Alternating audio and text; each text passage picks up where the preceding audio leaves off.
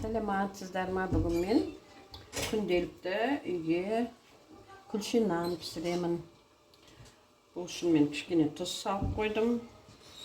Кішкене песок тез асу үшін. Сүт құямыз. Су құямыз.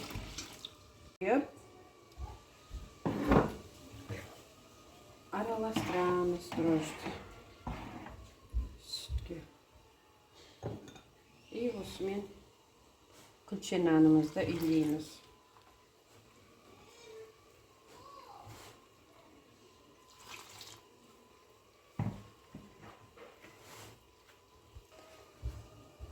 Біріктіріп, мұштап, үйін қандырып аламыз.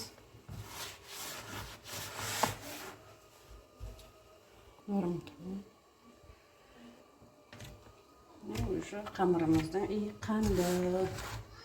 Осылай жауып.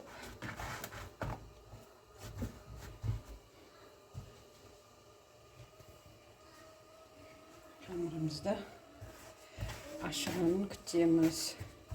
Bir сағаттан жетпей ашады қазір. Нан жағамыз. Қамырымыз ашып, майдалап, алып, көке нан жасаймыз. Қамырларды жуалап, майдалап, енді жайып қоямыз. Қамырымды жуалап, бәрін жайып, енді духовкаға салам. Жұмыртқа жақтым, тіке шырдым. Біздің күлше нанымыз даяр болды.